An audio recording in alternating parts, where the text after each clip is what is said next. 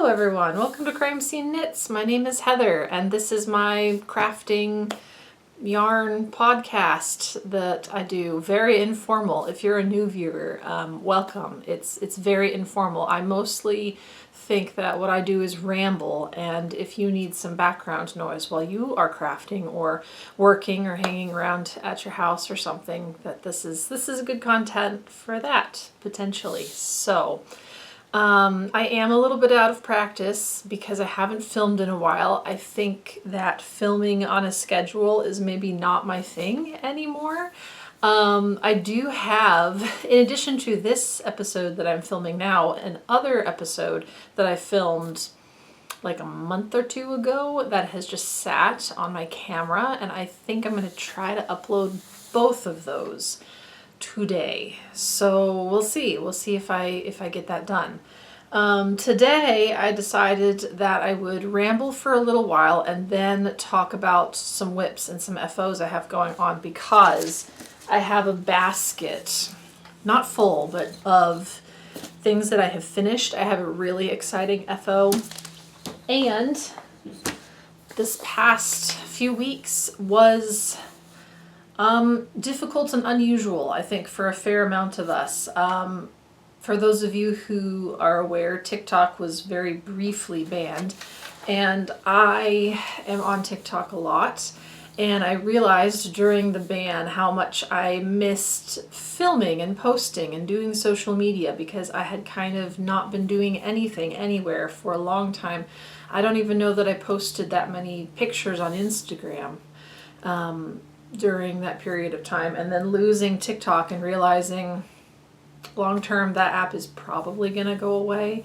I should take advantage of it while I have it. So I started filming more on TikTok, just little crafty things, and I think my handle is Crime Scene Knits on TikTok as well, or it's the Crime Scene Knitter. It's some sort of variation of that, and yeah, and that kind of prompted me to sit down and be like, okay, it's been a while since I did a proper longer form video, although we're at 2 minutes just about now. I am going to try to keep this under half of an hour. But yeah, so here I am. I lost something briefly that I loved and it frightened me, and now I'm here making more videos, more content and such. So I guess I'll start with going through acquisitions.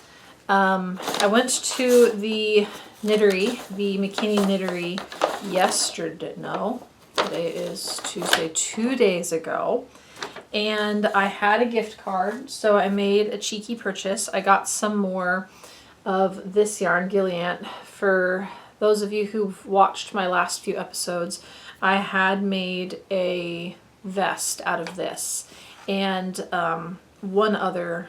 It's the same brand, but it was a different type of yarn. This is the De Rerum Natura, and Gilead is the line. So I think this is like their worsted. Gilead is? Yeah, let's see. It doesn't say. I would call this a sport worsted. It's just shy of a worsted, I think. And I got this really beautiful sort of tan sand color with this. And you know what, the camera's not really doing the depth of either of them justice, but my plan for these two is to make another vest because I love the first vest so much. I'm going to make a beachy one. I have some of the green left over from my first vest, so I'm going to do ocean water with little clumps of seaweed and then sand as a vest. I'm not really sure how I'm going to do color distribution, or if I'm going to do a different type of color work than I did before.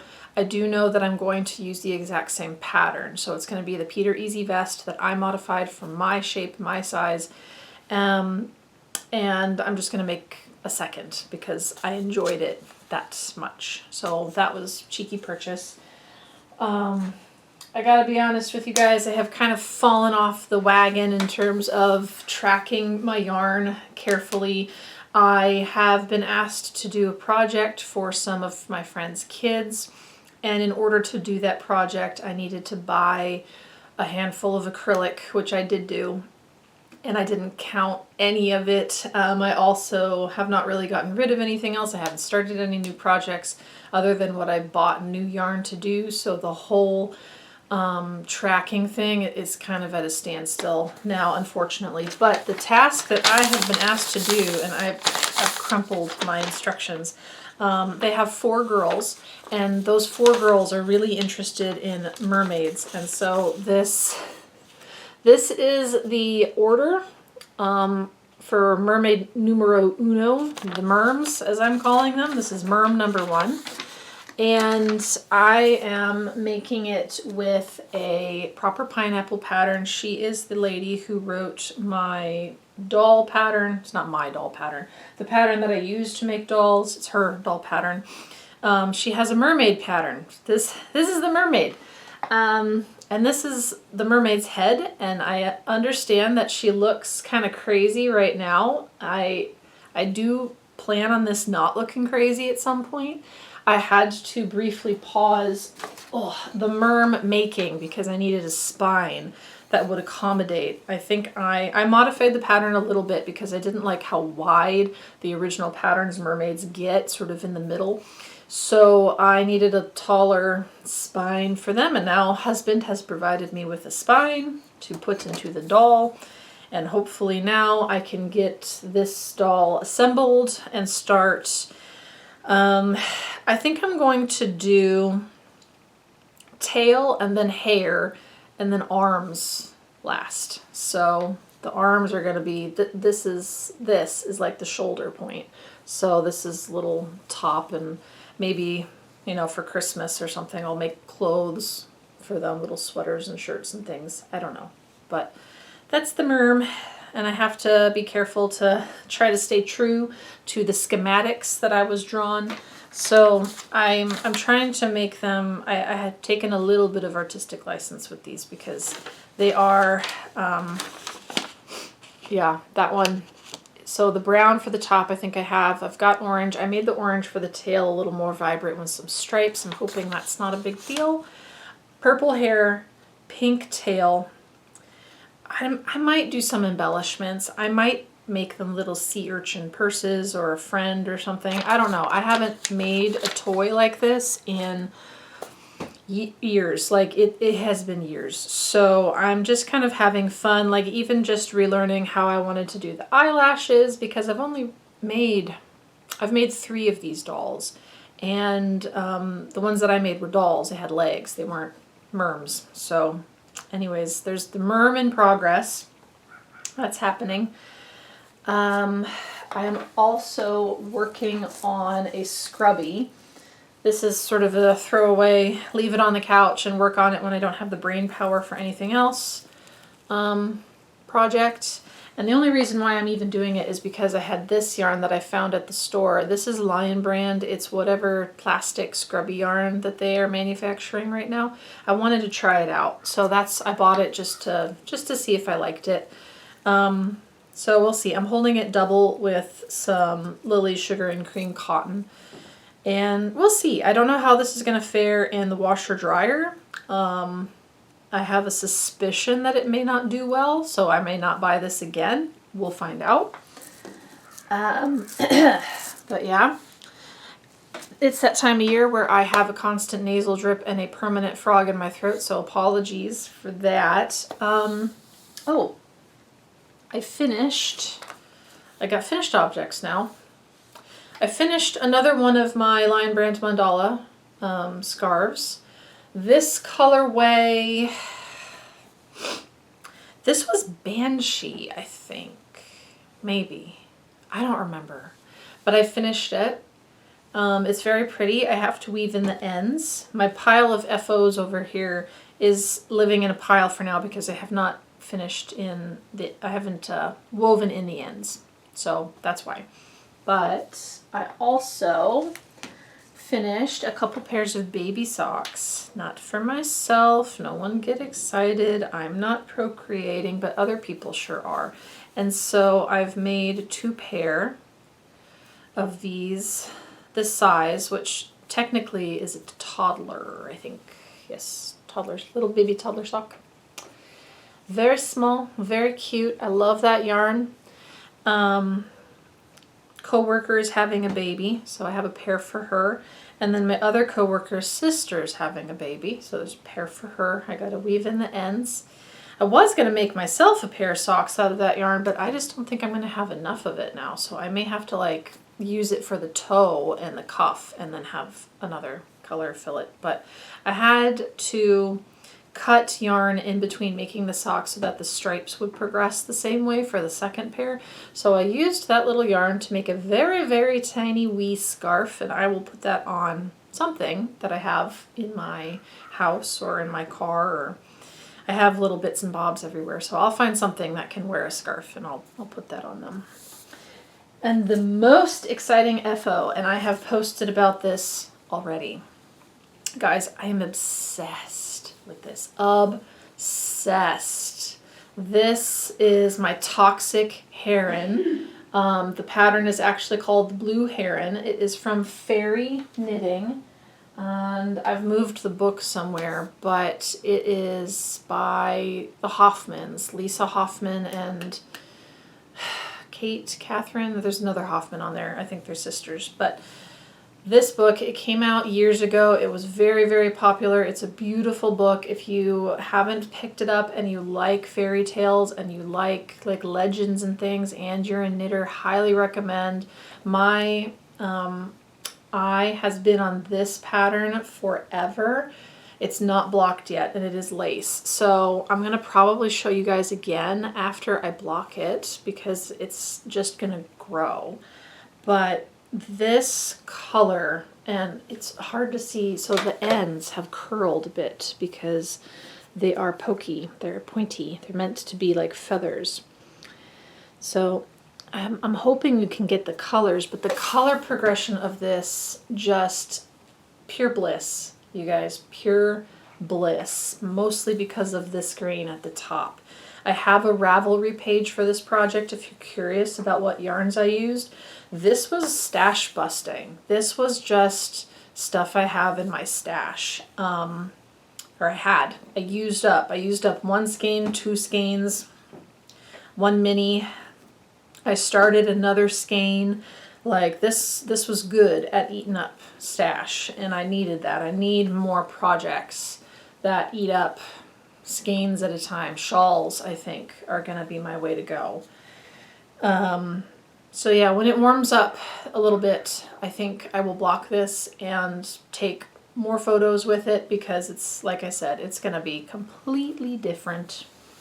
The last project that I have going right now is a simple ribbed scarf for a friend.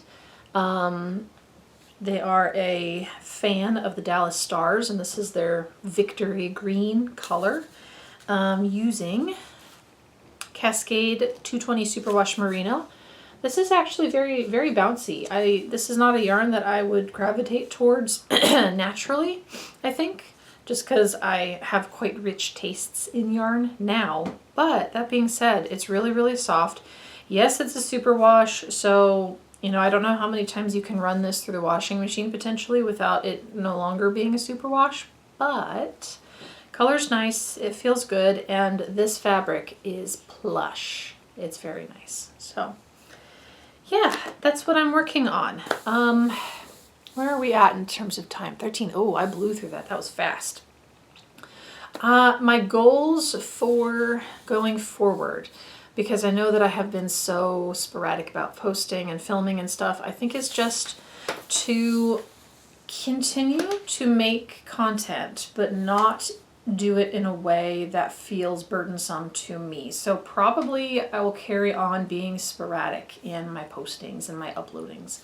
Probably not going to do a ton of editing, probably not going to do a ton of show notes. So if you see something that I talk about and you're like, oh my god, I need it, or I want to know what that yarn is, or whatever, go ahead, drop a comment, and I will get back to you. I get notifications for comments, and so even if I'm like out and about, I can usually just real quick text you back, essentially. What else? I think I'm feeling a shift in how I want to sort of use my stash going forward, because I have noticed that I've been running into the problem of picking out patterns that need a lot of yarn and a lot of time and a lot of effort devoted to them, and then I get to sort of a block in where I don't want to work on the project anymore. And I know all of us wind up in that situation. It's part of crafting, I think. But I am also at a point where, like I said before, my yarn my destashing, my trying to use up most of what I have and not have such an accumulation has not been successful. So I think what that means is that I need to reevaluate what kind of projects I'm doing. And I have noticed that I'm really getting into large, elaborate shawls. I do wear them and I like them. I think the flow of working on that kind of a project suits me a little bit better, maybe than sweaters do. I desire to be a sweater knitter, but right now sweaters, I guess, are just not feeding whatever it is I need. I really am gravitating towards shawls, and I complete shawls, and that's, I think, what's important, because I've got the Hohi sweater. Oh, there's another project I could show you, but it's in another room, maybe for next time. Yeah, I have that sweater, the Instant Crush. It's an all over color work. It's beautiful. I'm not really feeling it. It takes a lot of brain power, and it takes a lot of, like, I have to have silence and focus on it. And a shawl, I feel like once I get going in the pattern, I already know what I'm doing. I don't have to come back very often and reference the pattern. So maybe that's just what I need right now. I'm also really enjoying the Mermaids. I have a whole basket full of, bright parrotfish colors, because the girls, they're kids, so they want really, really bright, punchy colors, and I'm getting to be creative and sort of not mess up, but change patterns and make them look the way I want them to look, and I'm enjoying that. So I'm thinking about maybe not doing sweaters for a while. Vests are another thing. Like I can crank out a vest. Y'all saw with that last vest with the snails on it. That took me like a week, and I have been sort of slowly oozing forward on my Hohi sweater for like over a year at this point. So that's kind of been on my mind. I'm about ready to wrap this episode up. So comment down below if you're so inclined. Like, has anyone had to reconcile the knitter that they want to be versus the knitter that they kind of naturally are? I feel like that's difficult for me because I envision myself being a sweater knitter. I think sweaters are kind of marketed as the end all for knitters sometimes. And it seems that naturally I'm shawls and I'm vests and accessories and little things that I can like crank out quickly. Otherwise I stagnate in my projects and my stash stagnates. So let me know if you've experienced that also. I think that one day I might be more of a sweater knitter, but I'm almost wondering if that's going to be like a retirement phase for me just because I have so much else going on right now.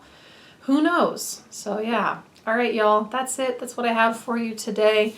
I will put up the other episode that I filmed previously that died for months in my camera. I also am considering uploading shorts of my TikToks. I pulled all of the TikToks off of my profile on TikTok that I wanted to keep in case it did not come back up. And I'm thinking about posting those on YouTube so that they are somewhere else as well. So let me know what you think of all that, and I'll be back next time. I'm just going to keep trying to get back into the swing of podcasting, and hopefully I get into some stuff that y'all find interesting. Okay, have a wonderful week, and I will see you on the next one. Bye.